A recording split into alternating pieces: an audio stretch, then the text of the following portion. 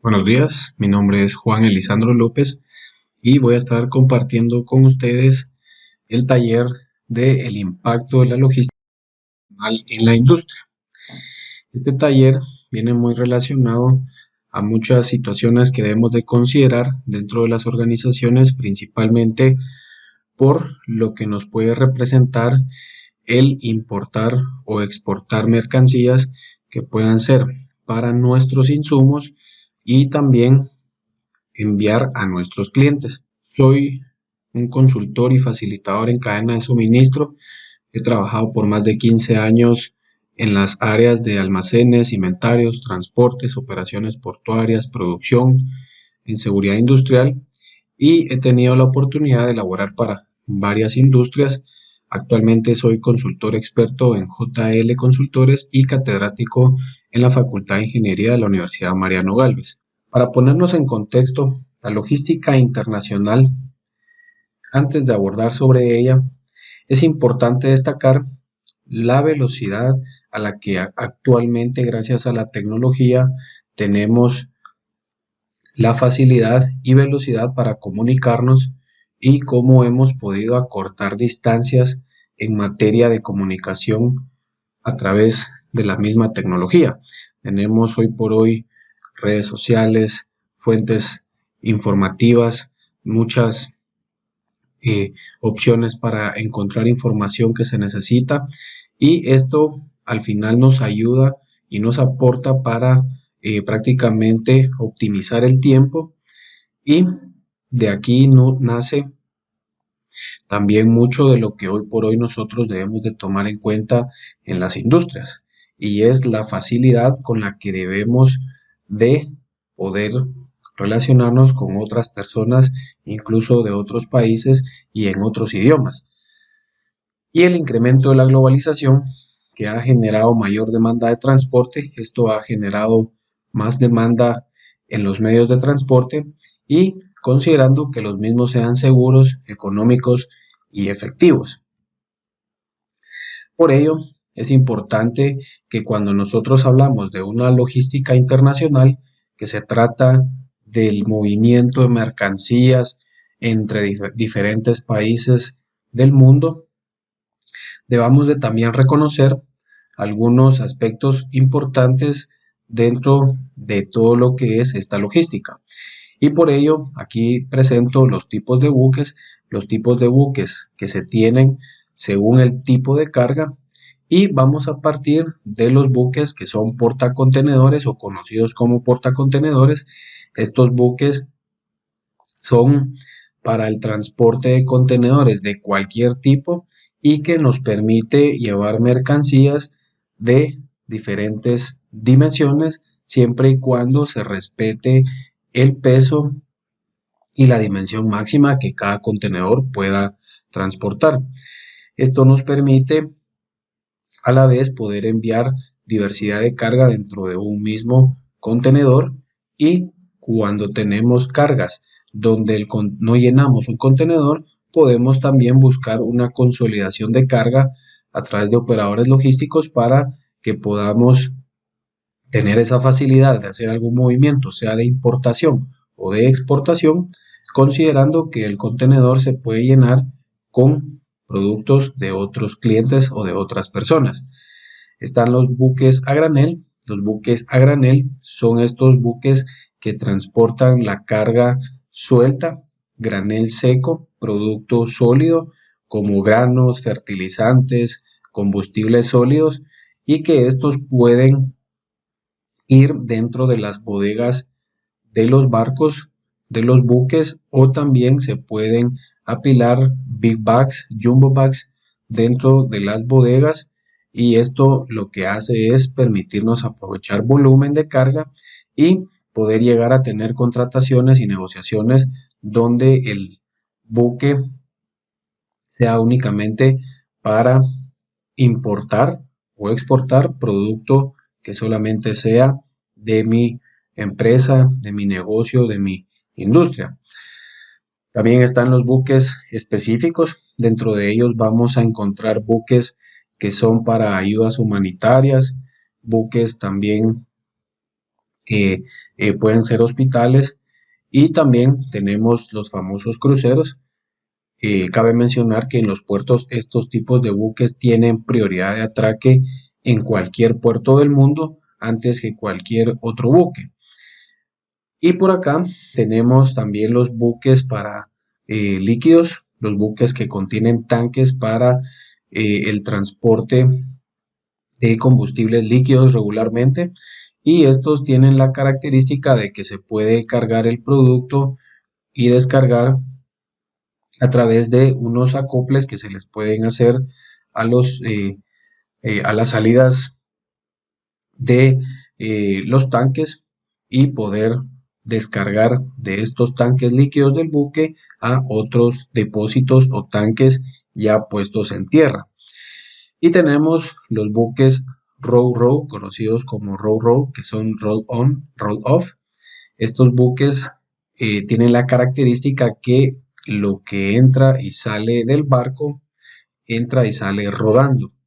Entonces podemos ver que existen diversidad de buques, y es importante que nosotros conozcamos nuestro producto, las condiciones y las características de los mismos, ya que esto también nos permite saber seleccionar el tipo de buque.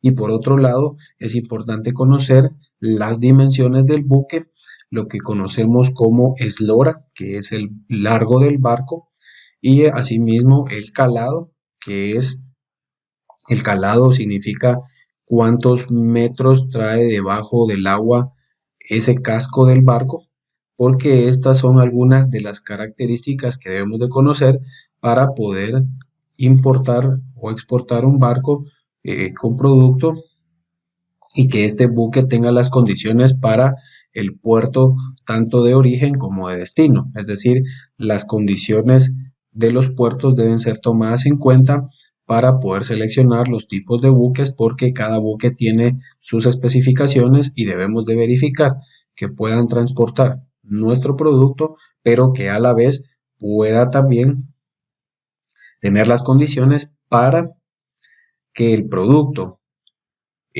se cargue en el buque y a la vez el buque pueda atracar en ambos puertos, en los puertos de origen y destino. Dentro de las operaciones portuarias es importante mencionar que existen algunas características en los puertos en sentido de operaciones, controles y algunos requisitos que nosotros debemos de cumplir. En las operaciones portuarias, adicional a tener importaciones y exportaciones, es decir, dentro de los puertos, la finalidad de ellas es el poder cargar y descargar producto. También podemos contar en algunos puertos con almacenajes que pueden ser temporales, que puede ser por tipo de producto, y aquí podemos tener en algunos puertos condiciones para almacenar contenedores que pueden ser refrigerados y que requieren una conexión para mantener esa temperatura y que la cadena en frío no se rompa. Y asimismo podemos también tener que almacenar productos a granel suelto, es decir, centros de acopio o patios que nos permita el apilar este tipo de productos. Claro, en algunos puertos puede pasar y no en todos los puertos necesariamente. Entonces, estas son otras características o servicios que algunos puertos nos pueden poner a disposición. Y por acá es importante que nosotros conozcamos qué requisitos debo de tener que cumplir para poder ingresar, no solo yo, como una persona que pueda tener a cargo una operación de carga o descarga de un buque, sino que también qué requisitos debo de cumplir en materia de las condiciones del vehículo y asimismo el conductor. Por ejemplo, puedo tener un proveedor de transporte que voy a ingresarlo a las instalaciones portuarias porque nos va a dar un servicio, pero es importante conocer cómo registro a los conductores en el puerto para que puedan ingresar. Por ejemplo, en algunos puertos les toman sus huellas, les toman una fotografía, reciben un curso de seguridad industrial para poder ingresar. Si yo no considero esto, puedo llegar a tener pérdidas en el tiempo y a la vez un mayor costo por tener en espera un buque. Por tal razón es importante que nosotros conozcamos muy bien todos los requisitos, asimismo de las condiciones de los vehículos, porque esto nos va a permitir ser más eficientes que a cambio de que tengamos ya una descarga por iniciar o carga de un buque y no tengamos todos estos requisitos listos. Y es importante mencionar que dentro de los controles operativos que pueden existir en los puertos, regularmente vamos a tener a la salida a la administración tributaria.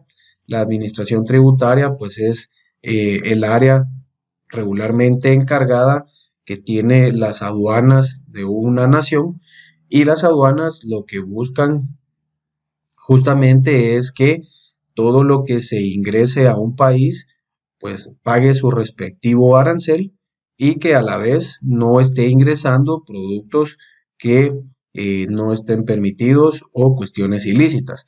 Entonces, la aduana principalmente se va a encargar de recaudar esos aranceles, esos tributos, y por ahí se puede acompañar de algunas otras entidades encargadas de verificar que los productos efectivamente no sean cuestiones ilícitas.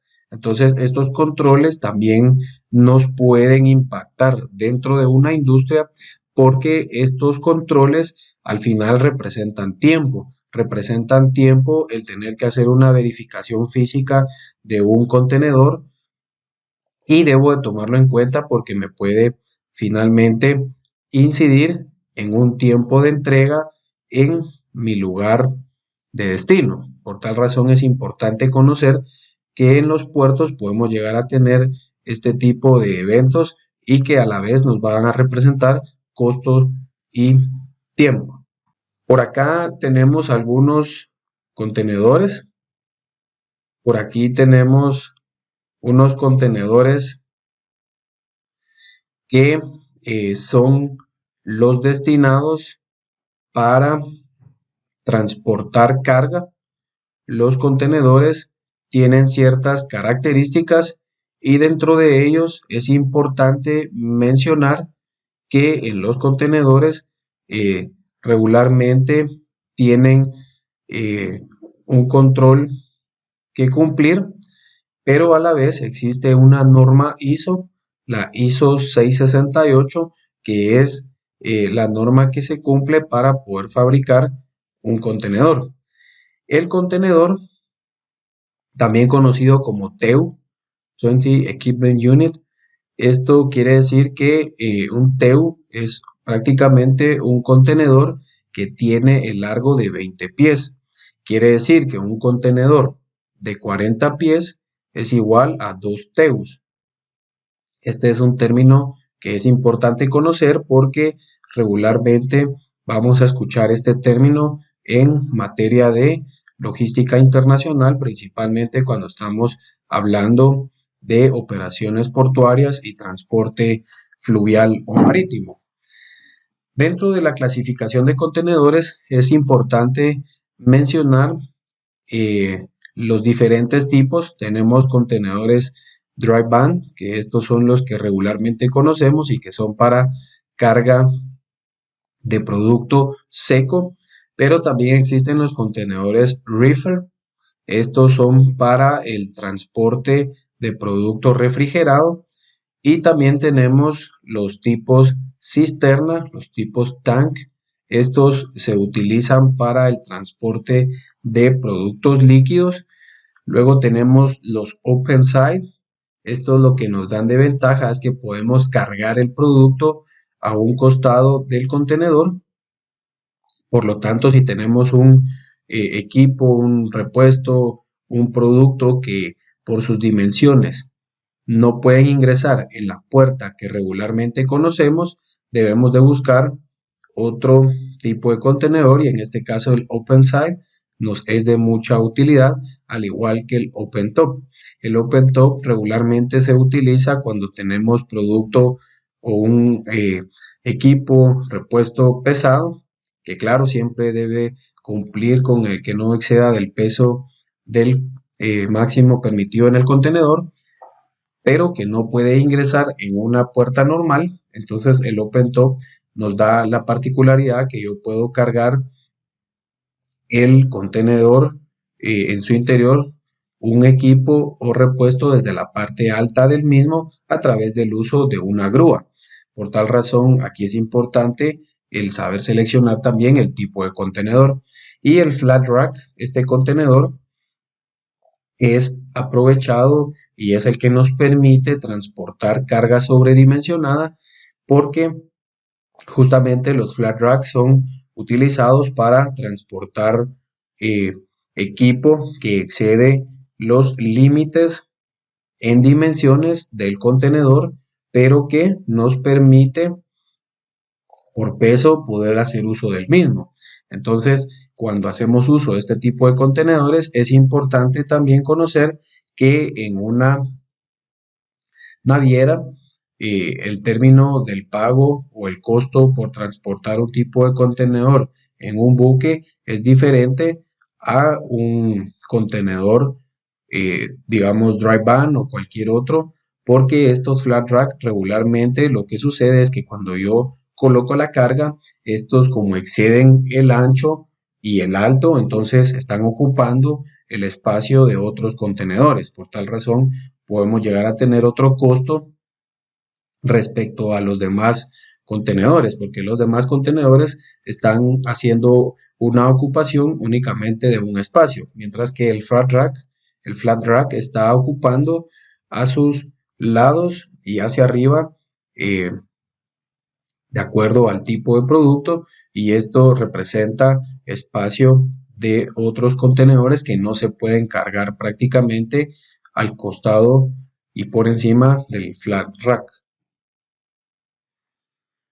Otro aspecto muy importante son los Incoterms.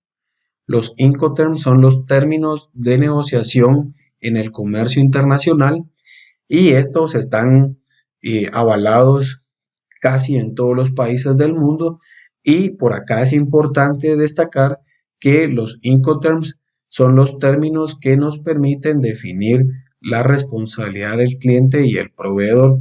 Es decir, en los Incoterms yo puedo tener esa definición de en qué momento es responsable el cliente y en qué momento es responsable el proveedor de diferentes elementos.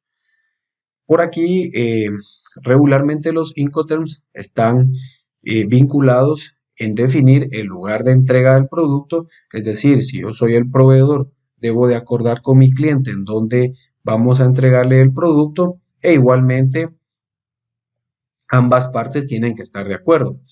Y por acá también la responsabilidad del servicio de transporte principal y seguro de ese transporte principal. El transporte principal se refiere al medio de transporte que se utiliza para enviar el producto de un país a otro, porque también existen transportes secundarios, que el transporte secundario es aquel transporte que yo utilizo tanto en el país de origen como en el país en destino, pero que nos es de utilidad para llevar el producto, por ejemplo, de un centro de distribución, de un almacén, de la planta hacia el puerto, hacia el aeropuerto, y entonces cuando se entrega el producto en un buque, ya también en un aeropuerto, ese buque o ese avión van a ser los transportes principales. Y en el país de destino vamos a tener la misma operación, vamos a tener un transporte secundario que nos va a ser de utilidad para el transportar el producto del puerto o aeropuerto a el lugar de destino. Y entonces aquí se definen esas responsabilidades en los Incoterms, al igual que la documentación que cada una de las partes debe tramitar. Voy a compartir con ustedes la tabla de Incoterms. La tabla de Incoterms 2020. Es importante mencionar que los Incoterms cada 10 años tienen una actualización, y justamente este año han sufrido la misma. Teníamos hasta el año pasado los Incoterms 2010, y a partir de este año, para los próximos 10 años, tenemos la vigencia de la tabla que muestro en este momento. Es importante entender que la tabla de los Incoterms hace referencia a cada uno de los Incoterms, al tipo de transporte que yo puedo utilizar en cada uno de los Incoterms y a la vez también el poder tener claridad en dónde tiene responsabilidad el vendedor o proveedor y en dónde tiene responsabilidad el comprador o cliente. Y por aquí viene una serie de eventos claves dentro de una logística internacional que justamente es la fila que podemos apreciar en la parte superior, donde ella nos hace referencia a cada una de las columnas para definir responsabilidad de acuerdo a ciertos aspectos, partiendo del embalaje y verificación y control. Este embalaje regularmente y tiene todo el sentido, el vendedor o proveedor es el encargado del embalaje del producto, del embalaje de la carga que se va a estar enviando al cliente de acuerdo a lo que se haya negociado. Seguidamente tenemos las licencias, autorizaciones, formalidades. Estas deben ser regularmente gestionadas en conjunto porque el vendedor proporciona la información que necesita al cliente, ¿sí?, para poder hacer las respectivas gestiones que se requieran de licencias de acuerdo al tipo de producto en los ministerios que aplique. Podemos llegar a tener algún permiso fitosanitario, zoosanitario, entre otros. Entonces, estas licencias van a estar sujetas al tipo de producto y se debe de asegurar tener las mismas antes de pensar en el envío de algún producto, porque sin esto entonces vamos a tener un atraso en nuestra operación como tal. Seguidamente tenemos las formalidades aduaneras de exportación. Esto se refiere a las declaraciones aduaneras que debemos de hacer en el país de origen, en el país de donde estamos enviando el producto al cliente. Y aquí es importante mencionar que esa exportación, esa declaración de una exportación en la aduana, la puede hacer y regularmente casi en todos los Incoterms lo hace el proveedor, a excepción del Incoterm Ex-Works, que ya lo vamos a explicar. Luego tenemos carga en fábrica o almacén o en un lugar acordado. ¿Quién tiene esa responsabilidad de cargar el producto al medio de transporte a utilizarse? Es decir, al contenedor, por ejemplo. Y luego tenemos un transporte interior. ¿Quién tiene esa responsabilidad del transporte interior o secundario en el país de origen? Seguidamente tenemos los costos por manipulación en origen, los costos que implica, por ejemplo, el cargar un contenedor del muelle al buque. Este es un costo por manipulación en origen, y cuando tenemos también cargas a granel, por ahí pueden existir otros costos. Luego tenemos la responsabilidad del transporte principal internacional. Ese transporte, ¿quién lo va a asumir a nivel de costos y riesgos? Seguidamente también el seguro de este transporte principal, y por acá ya tenemos a partir de las siguiente columna hasta el final todo en el país de destino. Los costos por manipulación en destino, quién los debe de absorber. Asimismo, el despacho de la importación, es decir, la salida en los puertos del producto, ya ese despacho quién lo va a estar gestionando. Y también el transporte interior en destino, es decir, que el despacho de importación incluye todos los temas que puedan haber ante la aduana para poder retirar el producto de las instalaciones portuarias o del aeropuerto, y seguidamente el transporte secundario, pero ya en el país de destino.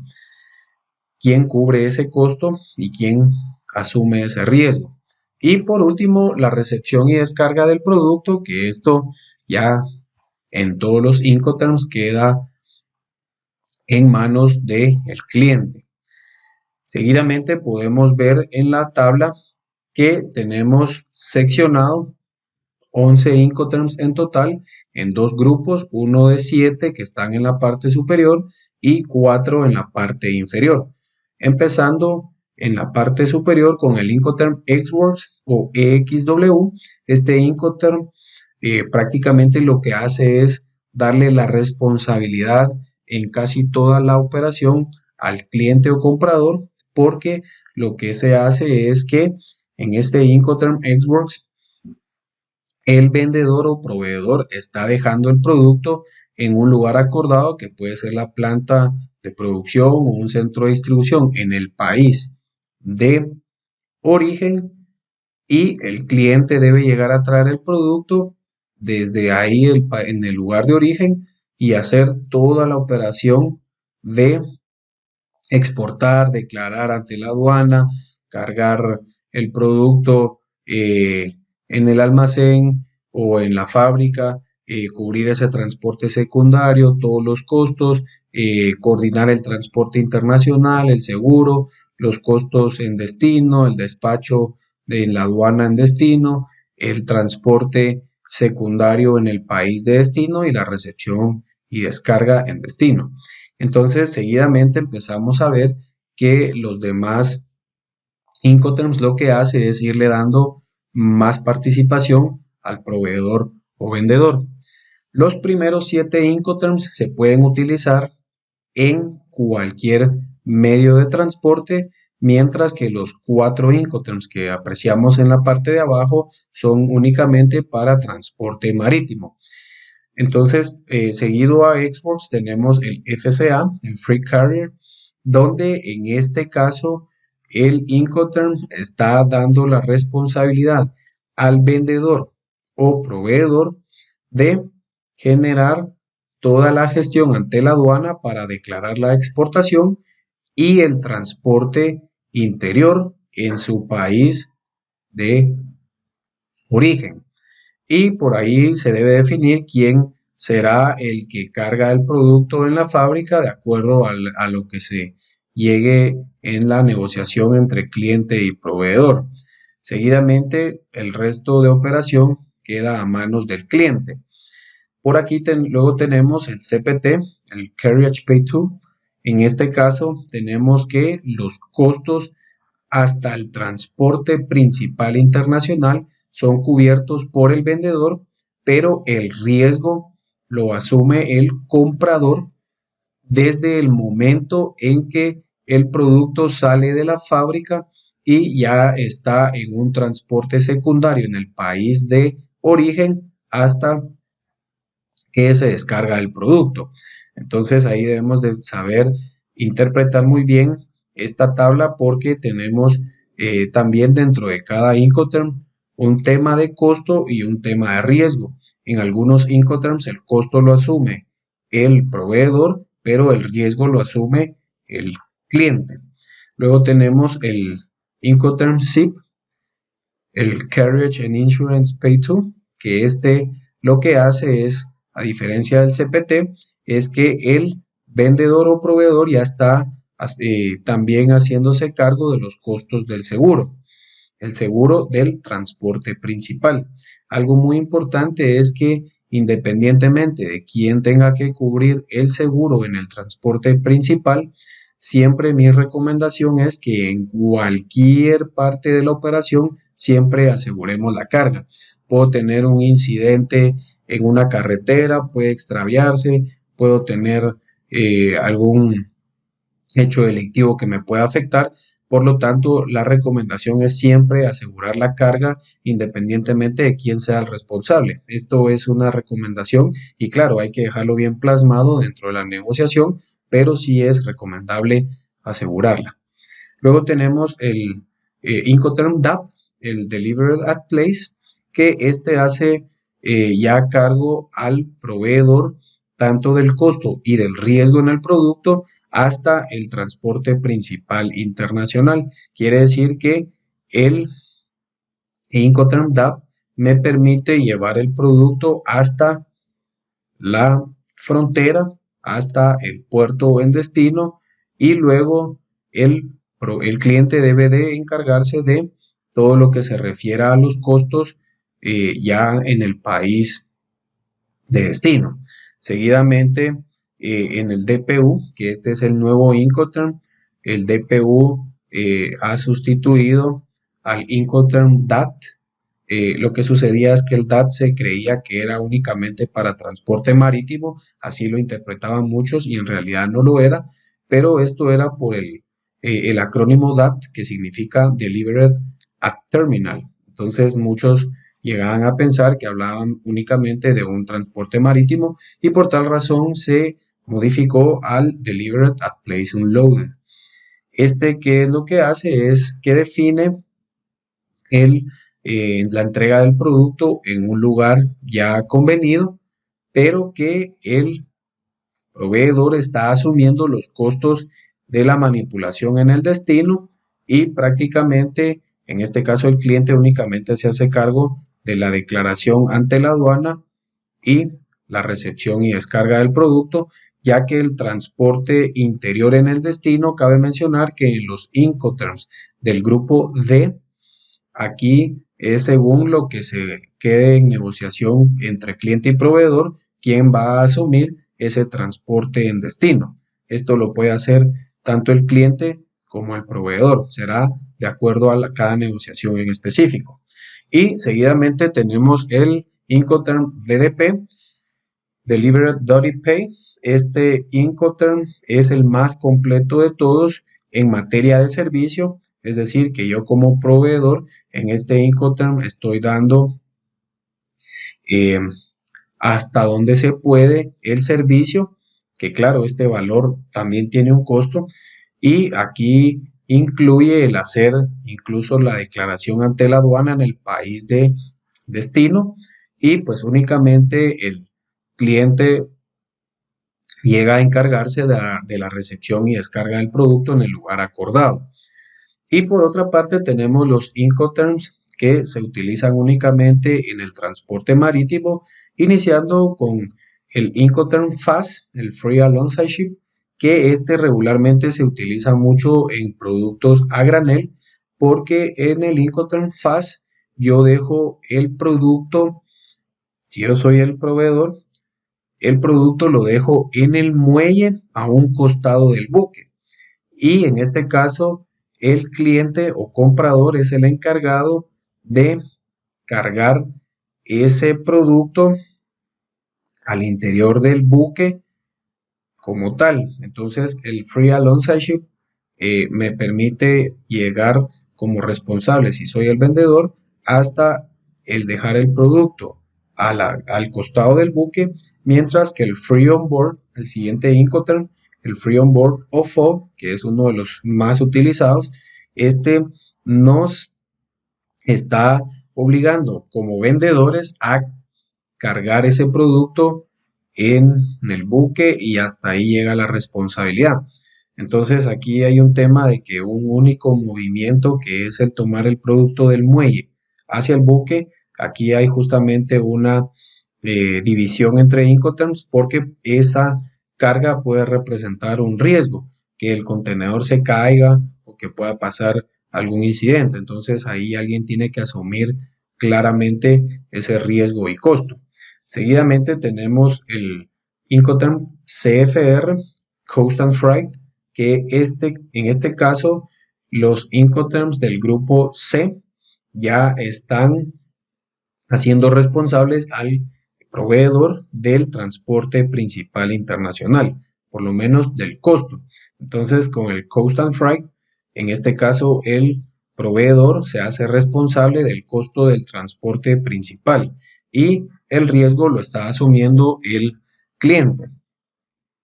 La diferencia entre Coast and Freight y el siguiente Incoterm, el CIF, que es Coast Insurance and Freight, es por la cobertura del seguro. Podemos apreciar que en todo momento el seguro sí aparece, pero en este caso es tener la claridad de quién está asumiendo el costo del seguro. Este seguro lo menciono nuevamente, es únicamente para el transporte principal.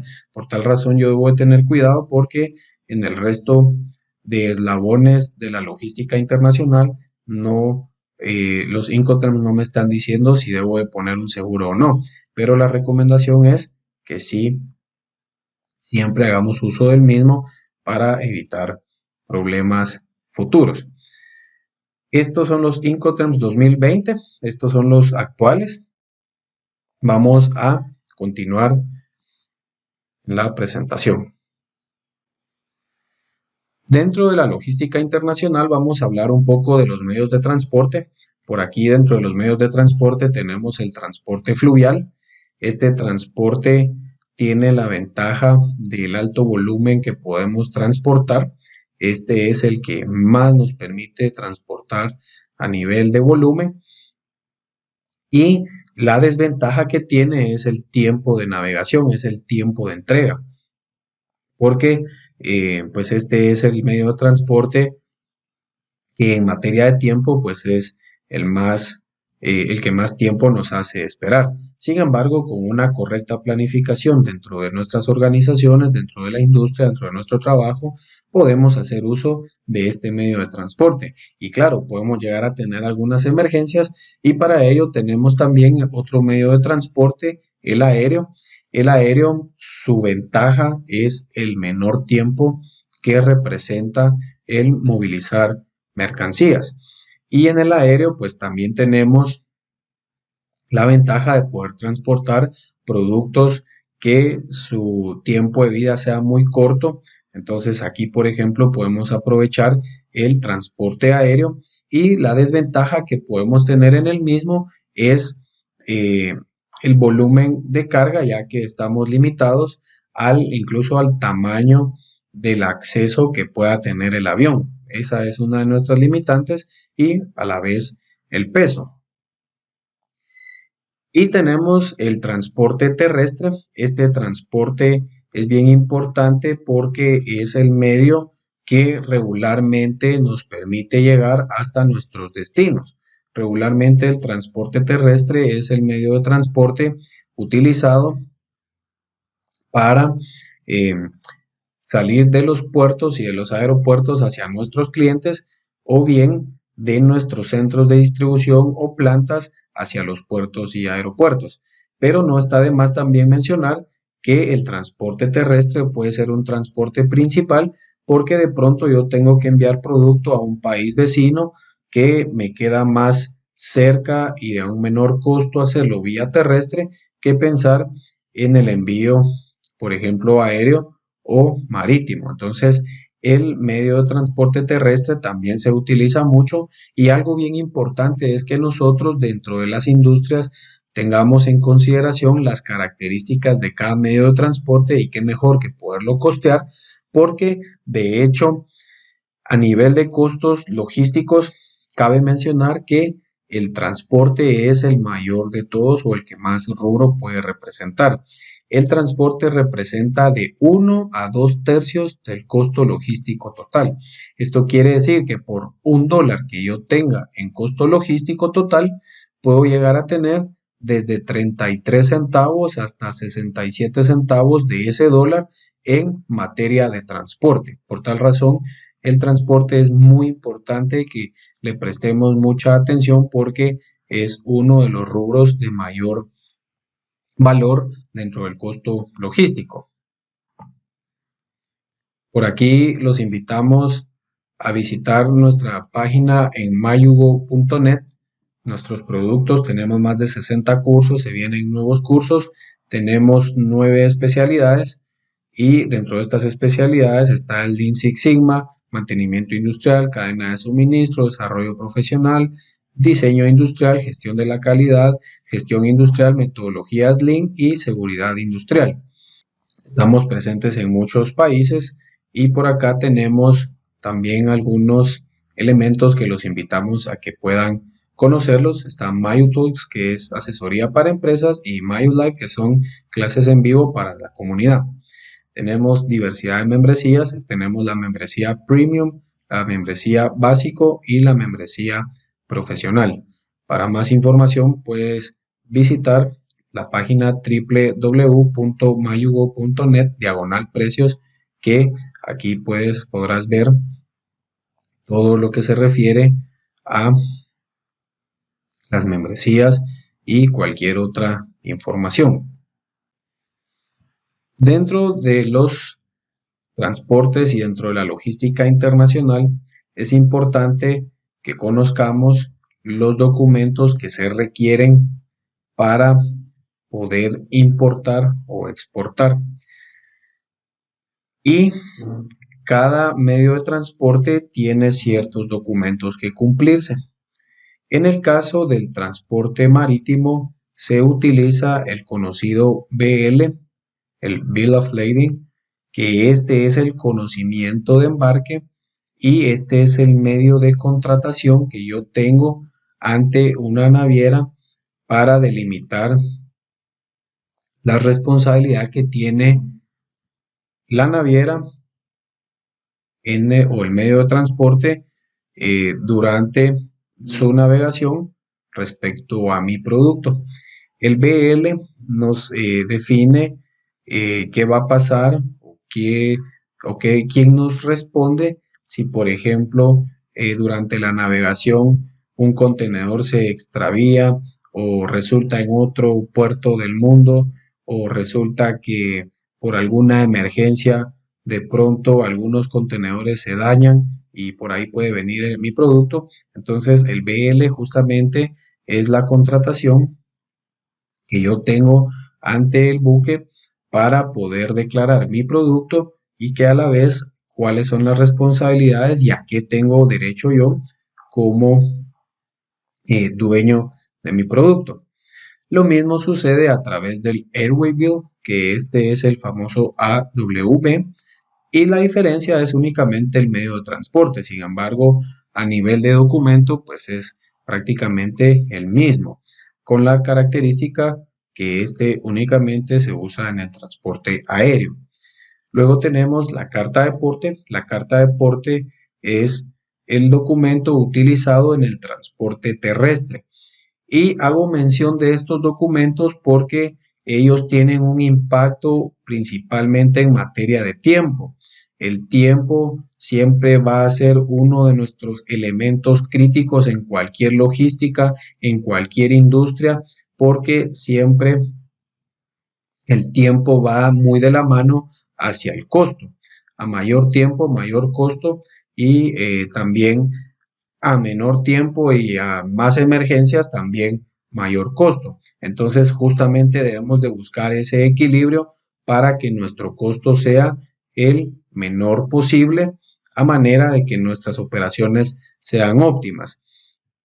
Por tal razón es importante conocer los requisitos que yo necesito para elaborar este tipo de documentos, qué debo de tener, qué información es importante, porque esta documentación juega un papel importante dentro de la logística internacional, y un documento mal elaborado de este tipo nos implica tener que perder tiempo y por consiguiente también costos.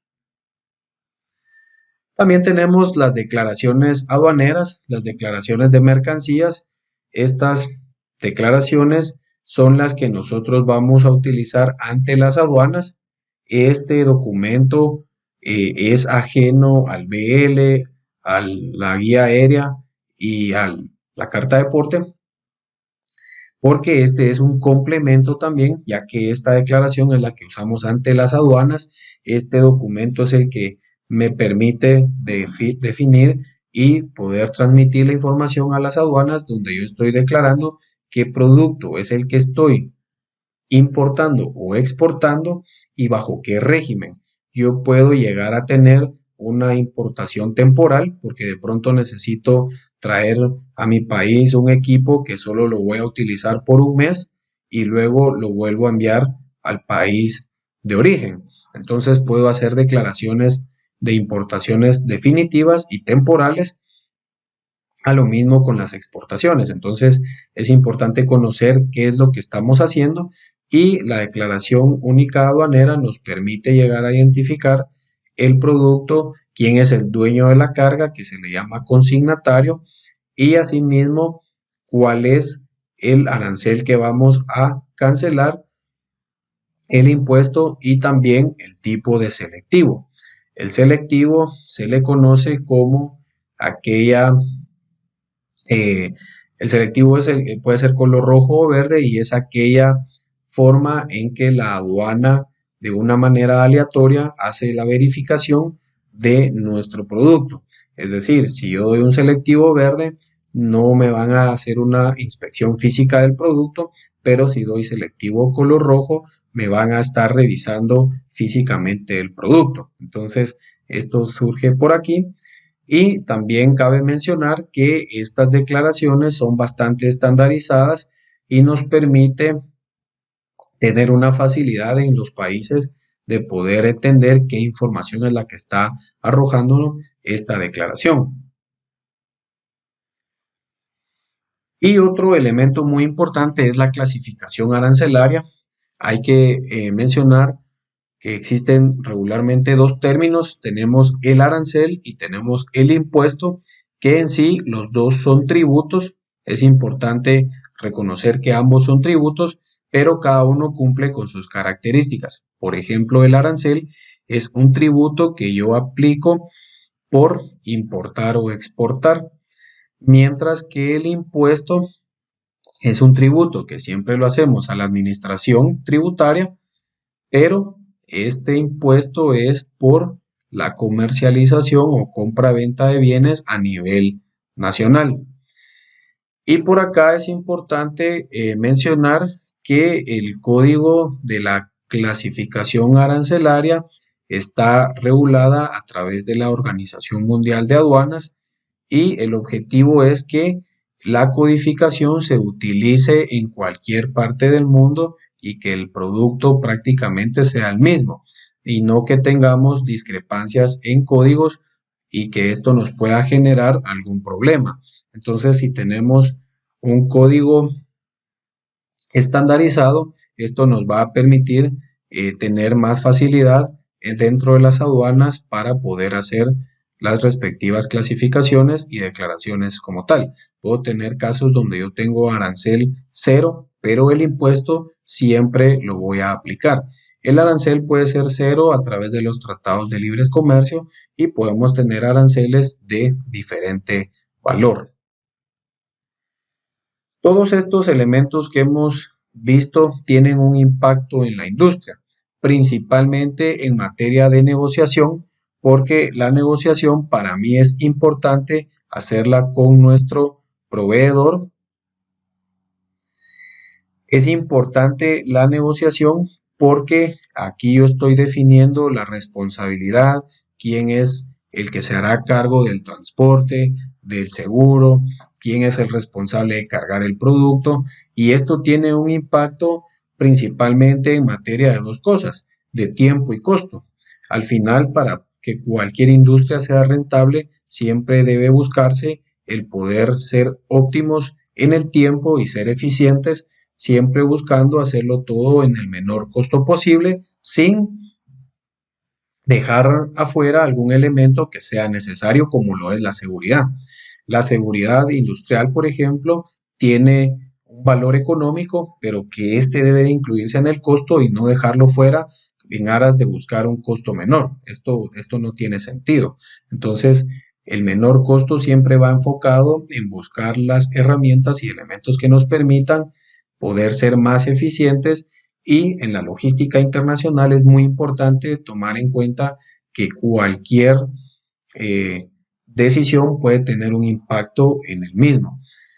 Asimismo, el impacto que tenemos de en la cadena logística, en una logística internacional, viene alineado hacia la planificación, el poder planificarnos nuestro abastecimiento, nuestro envío de producto a los clientes tiene un papel importante porque nos va a permitir el poder tener un plan de trabajo, un plan de acción y estar trabajando de una forma más efectiva que cuando todo se convierte en emergencias.